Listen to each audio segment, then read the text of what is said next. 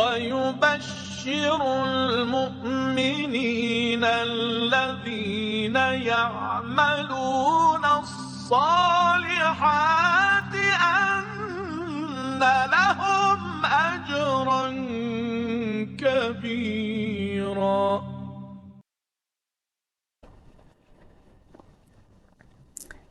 أعوذ بالله من الشيطان الرجيم. بسم الله الرحمن الرحيم. Sura Al Baqara, verse number 225. لا يؤاخذكم الله باللغو في أيمانكم. This verse talks about oath. We have two types of oath. Sometimes people take oath as a habit. They don't really intend to swear by God. They say La wallah, bala wallah. It has become a habit for them to take oaths. This is called al-laghw, means it is vain, it is not intentional. God is not La yu'akhidhukumullah. God does not impose blame on you for this type of oath. وَلَكِنْ يُؤَخِذُكُمْ بِمَا كَسَبَتْ قُلُوبُكُمْ. But there is another type of oath, the serious one, the real ones, when the person really takes an oath and then if he breaks it, in this case, the heart has acquired a sin, has committed a sin. Kasabat. Kas means to acquire something, but something negative here is meant. It means the sin and the consequences of a sin. So God will hold you accountable, yu'akhidhukum, for what your hearts have acquired. Wallahu ghafurun halim. Normally when Quran talks about a sin, it does not mention ghufran and maghfirah and forgiveness just after that, because it will reduce the emphasis on avoiding that sin. Here Allama Tabatabai says that Allah Ghafurur Rahim is indeed connected to the first part of the verse. La yu'akhidhukum Allah bil-laghwi fi aymanikum. It means those oaths which are not haram, which are not prohibited, because la yu'akhidhukum, it means those which are done without real intention. Even those types are also not very good. They are disliked, makruh. So Allah Ghafurun Rahim, God is forgiving. God forgives you, but it shows that it is not something good.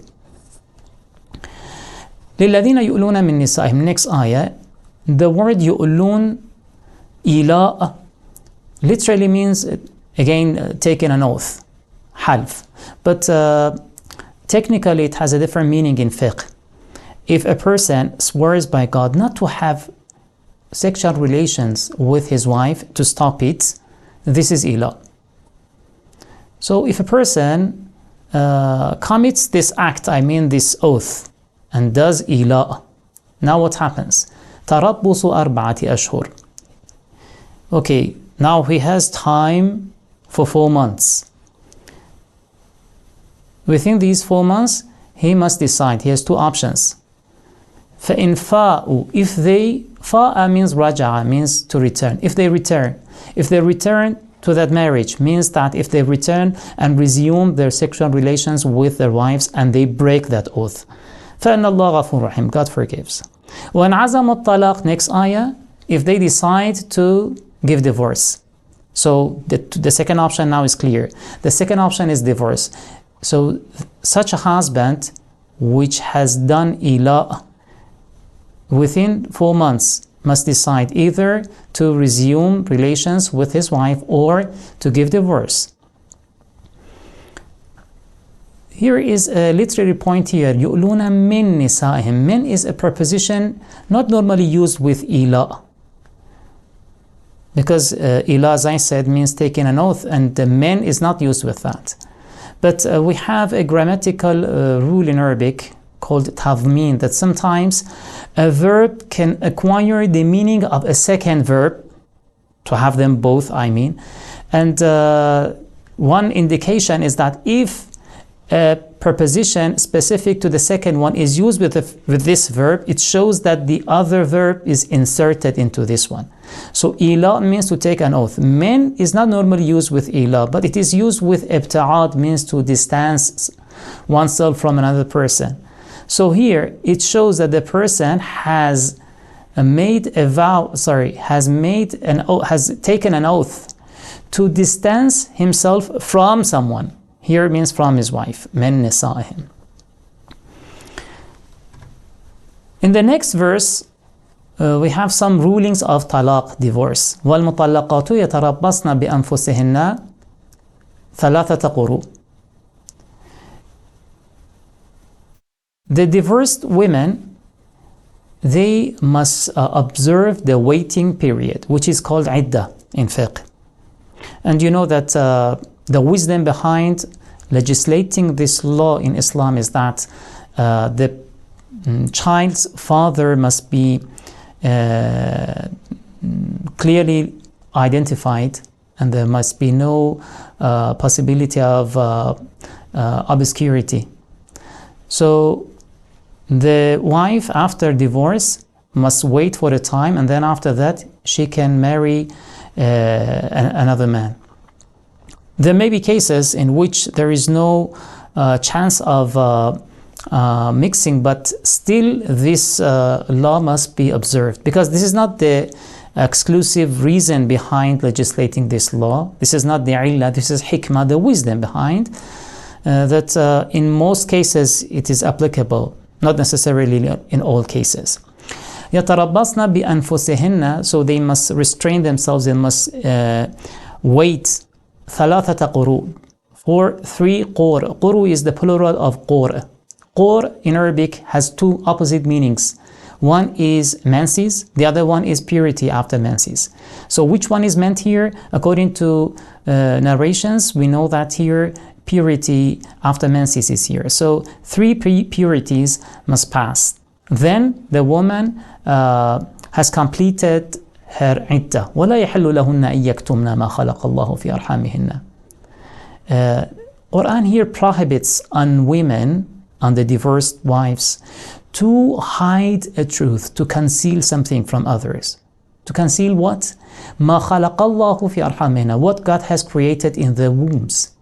So if a woman is pregnant, she must tell the others, she must tell the truth, not to hide it. Probably that woman hides this truth in order to pretend that her waiting period has been completed, while it has not. And it is prohibited and forbidden according to this verse. No, they must tell the truth, not to hide it. So مَا خَلَقَ اللَّهُ, what God creates in the wombs of women is either the child, the fetus, or the blood, the discharge, the menses. That is also from arham, from wombs. So if they are in the state of menses, they must say it, not to hide it, not to say that now I'm in the state of purity, in order to hasten the procedure of waiting period. إِن كُنَّ يُؤْمِنَّ بِاللَّهِ وَالْيَوْمِ الْآخِرِ. If they are true believers, they must abide by this law. وَبُعُولَتُهُنَّ أَحَقُّ بِرَدِّهِنَّ فِي ذَلِكَ إِنْ أَرَادُوا إِصْلَاحًا. Bu'ula is the plural of Ba'al. Ba'al means husband. So the husbands, they have the right to return their wives into their marriage. This part of the ayah refers to one ruling in fiqh, that is ruju' or raj'a. In talaq, in divorce, if it is a revocable divorce, the husband can revoke the divorce and re-establish the marriage between him and the wife. In aradu islaha, but there is a condition. If they really want to reconcile, وَلَهُنَّ مِثْلُ الَّذِي عَلَيْهِنَّ بِالْمَعْرُوفِ. This phrase of the verse talks about the similarity of the rights and responsibilities of women. So they have some rights and they have some responsibilities, and they are similar. وَلِلرِّجَالِ عَلَيْهِنَّ دَرَجَةٌ وَاللَّهُ عَزِيزٌ حَكِيمٌ. الطَّلَاقُ مَرَّتَانِ. Next ayah talks about the number of divorce. It says only twice, marratan, only twice. Because if the third divorce takes place, we will have in the next verse that a different ruling will be applied. So here we talk about the first 2 divorces. الطلاق مرتان فإمساك بمعروف أو تسريح بإحسان. Imsak means to retain, to keep. Tasrih means to release. So either after giving divorce in the first and the second time, either the husband must retain the wife. It means that he can cancel that divorce and reestablish the matrimonial bond so that they are wife and husband again. But it must be bima'ruf. It must be with social norms, with in an honorable manner, not to harm her, not to bother her. أو تسريح بإحسان, or a kindly release. It means that the husband does not return to his wife and does not cancel the divorce and let her complete the waiting period so that she is free and she can decide for herself. So this is tasrih, to release the wife. So two options, either to do ruju' and return to your wife, or to release her. وَلَا يَحِلُّ لَكُمْ أَن تَأْخُذُوا مِمَّا آتَيْتُمُوهُنَّ شَيْئًا. From this part of the verse, another fiqhi ruling is explained, that is khula. In the marriage, the husband pays dowry or mahr to the wife. And this part of the ayah says, it is not permissible for you, husbands, it's not permissible to take back anything of what you have given your wives, from dowries. But there is an exception here. إِلَّا أَنْ يَخَافَ أَلَّا يُقِيمَ حُدُودَ اللَّهِ. Except for in one case. If you two, wife and husband, you fear that you cannot keep the hududullah, Allah's bounds, the limits. If you cannot maintain Allah's bounds, so it means that there is fear of not abiding by the religious laws and fear of violating the laws. What is meant here? Allah says that if the misunderstanding and the conflict between wife and husband is too serious, then there is fear of committing sins. In that situation, many sins may happen. So this is the case that Allah yakhafa illa an yakhafa alla yuqima hudud Allah. So in this case, it means that if the conflict is very serious, so there is a possibility of the husband getting something from wife. This refers to the law of khul. Khul means that the wife who does not like to live with the husband anymore can propose to the husband that you take back from me the dowry or part of it, and then release me, give me divorce. So this is khul. This is the case which is permissible for the husband to take something from his wife. And the ayah continues, فَإِنْ خِفْتُمْ أَلَّا يُقِيمَ حُدُودَ اللَّهِ. Now this case is explained, that if there is a fear that they cannot abide by the laws, if they may commit sins, it means that the conflict is serious. فَلَا جُنَاحَ عَلَيْهِمَا فِي مَا افْتَدَتْ بِهِ. Now there is no sin. If the husband takes something from the wife, what فِي مَا افْتَدَتْ بِهِ. Iftadat bih means to pay something as ransom. Now that, the wife pays something to the husband to release herself.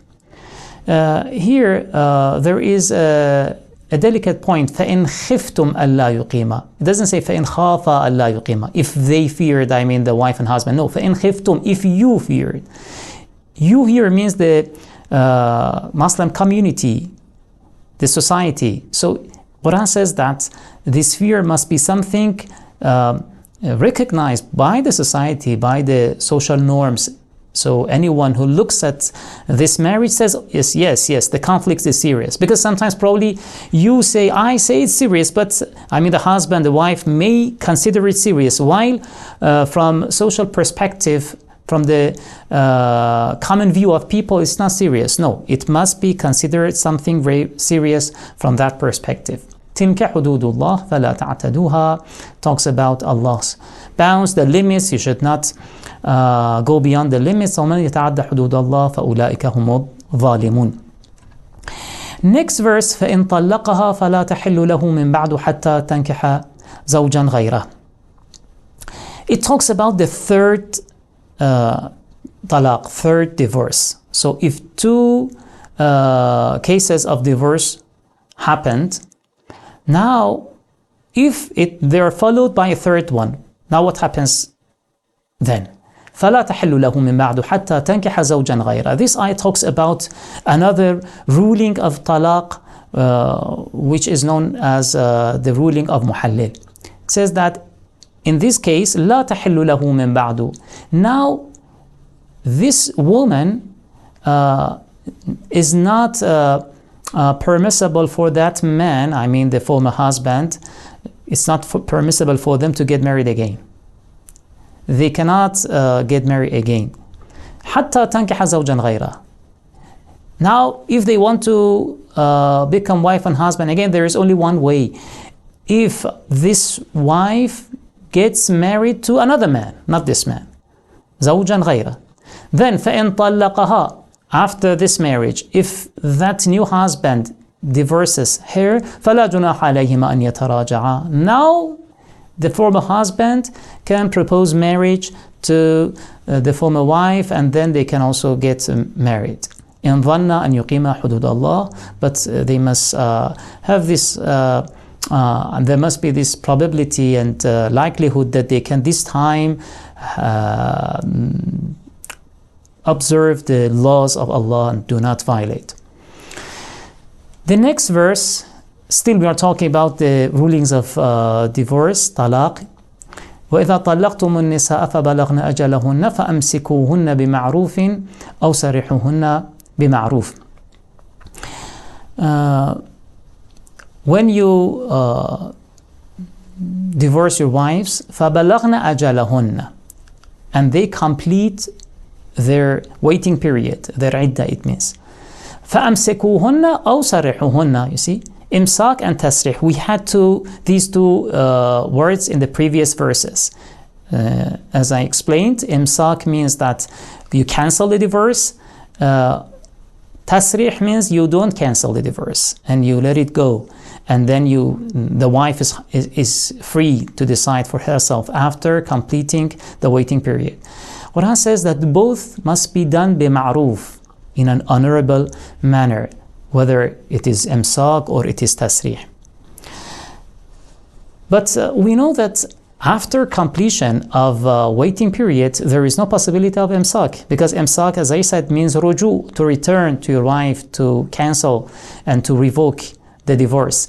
But it is possible as long as the wife is in the waiting period, not after it.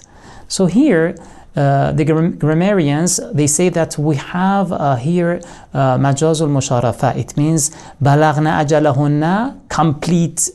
When they completed their waiting period, means they were about to complete. So before completion. Like sometimes you say, I arrived. While you have not arrived yet, you're very close to the destination, but you may say to someone, I arrived. Here, this is majazul musharafa. So فَبَلَغْنَا أَجَلَهُنَّ means when they are about to complete their waiting period. وَلَا تُمْسِكُوهُنَّ ضِرَارًا. You see, Quran says, أَمْسِكُوهُنَّ بِمَعْرُوفٍ.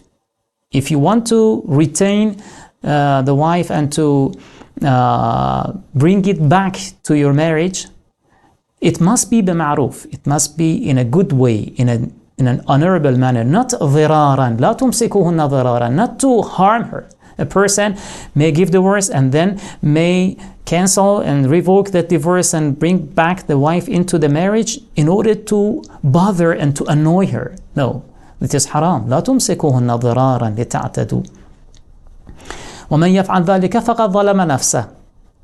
Anyone who does this, he has been unjust not only to that wife, فقد ظلم نفسه, to himself as well. Even at least here, only the ظلم النفس is mentioned in this part of the ayah. He has been unjust to himself, because by this act, by doing wrong to the others, you are deviating your soul from fitrah, from the divine path, and it is a manifest example of dhulm. Ayah continues, وَلَا تَتَّخِذُوا آيَاتِ اللَّهِ هُزُوًا. Don't take Allah's signs or Allah's verses, it means Allah's rules here, huzuwa, for mockery.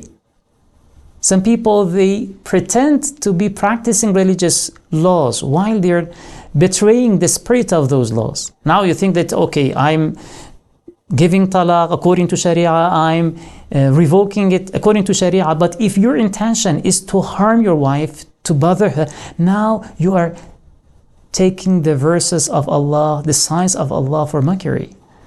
And وَاذْكُرُوا نِعْمَةَ اللَّهِ عَلَيْكُمْ وَمَا أَنزَلَ عَلَيْكُمْ مِنَ الْكِتَابِ وَالْحِكْمَةِ يَعِظُكُمْ بِهِ. Remember the mercies of God, what God has revealed from book, from wisdom. وَاتَّقُوا اللَّهُ وَاعْلَمُوا, be God wary. وَاعْلَمُوا أَنَّ اللَّهَ بِكُلِّ شَيْءٍ عَلِيمٌ. Know that God knows everything. So your intention is not known to the others, but God knows that when you revoked that marriage, was it, that divorce, was it for good or for bad? This is something that God knows. Next verse, وَإِذَا طَلَّقْتُمُ النِّسَاءَ فَبَلَغْنَ أَجَلَهُنَّ فَلَا تَعْضُلُوهُنَّ أَنْ يَنْكِحْنَ أَزْوَاجَهُنَّ. Again, another ruling about talaq. When you divorce your wives, فَبَلَغْنَ أَجَلَهُنَّ, and when they completed their waiting period. فَلَا تَعْضُلُهُنَّ, it means don't prevent them, don't stop them. Al-'adl means al-mana'. أَنْ يَنْكِحْنَ أَزْوَاجَهُنَّ, don't prevent those women, the divorced women, from marrying their husbands. So who is addressed by this ayah? Who may want to prevent the wife from marrying a husband? There are two possibilities here. According to exegetes of the Quran, one possibility is that the former husband, the person who gave divorce, may not be happy to see his former wife getting married to another man, so he may prevent the wife from marrying. The second possibility is that the relatives of the divorced wives, they may prevent her from remarrying the former husband, the same person who has given divorce. They may tell her, you didn't have a happy life, why do you want to go back again to that life? So that is also a second possibility. Which one is meant here by this verse? Mufassirin, the exegetes, they have different views. Allama Tabatabai prefers the second one. It means that the relatives of the divorced woman must not stop her, prevent her from marrying the former husband. Because ayah says, أَنْ يَنْكِحْنَ أَزْوَاجَهُنَّ, to marry their husbands. So by their husbands, what is meant? The former husbands, because the other possibility says to marry a new person. A new person is not called azwajahunna, their husbands. They are not husbands yet. But if they want to remarry the previous husband, we can say yankihna azwajahunna, to marry their husbands. إذا تراضوا بينهم بالمعروف, if now this time they have mutual understanding, they have consent. ذلك يُعَظُ بِهِ مَنْ كَانَ مِنْكُمْ يُؤْمِنُ بِاللَّهِ وَالْيَوْمِ الْآخِرِ ذَلِكُمْ أَزْكَى لَكُمْ وَأَطْهَرُ. Azka comes from zakah or zakat, which means growth, but a growth which is pure, which is clean, it has no impurities. And tahara also refers to purity. Azka wa athar. So this marriage is better, it brings more purity, more growth of moral values in the society. because it strengthens chastity and modesty. وَاللَّهُ يَعْلَمُ وَأَنْتُمْ لَا تَعْلَمُونَ. The next verse, وَالْوَالِدَاتُ يُرْضِعْنَ أَوْلَادَهُنَّ. It talks about the responsibilities regarding the children. وَالْوَالِدَاتُ يُرْضِعْنَ. Al-walidat means the mothers. We have al-walidah, both means mother, and the plural is ummahat and walidat. But sometimes may be used in Arabic for someone other than the person who has given birth to a child. As ab also sometimes is used, for example, even for an uncle, sometimes you may use ab. But the word walid is used only for father, and walida is used only for the mother, the person who has given birth to the child. وَالْوَالِدَاتُ يُرْضِعْنَ أَوْلَادَهُنَّ. They must breastfeed the children حَوْلَيْنِ كَامِلَيْنِ, 2 complete years. لمن أراد أن يتم الرضاعة. Is it an obligation? It says no. لمن أراد. If without this ending phrase, it looks like an obligation, but says لمن أراد, for those who want to complete breastfeeding. So a person may give up before completing. It's okay, but it is a right for women to complete it or to stop before completing. What about the father? Does he have also this right? No, for the father, this is not a right for the father to say stop, for example, breastfeeding the child. For that reason, at the end of the verse, فَإِنْ أَرَادَ فِصَالًا. We will come to that point. If they both decide, we don't have a decision solely made by man, but the mother, she can decide not to continue breastfeeding. وَعَلَى الْمَوْلُودِ لَهُ الْمَوْلُودِ لَهُ. Al-Mawlud lah here means the father, but we have the word al-walid. Al-walid also means father. Al-Mawlud lah, the person for whom the child is born. It's a bit complicated. So why the simple phrase of al-walid, the simple term, is replaced by this complicated one?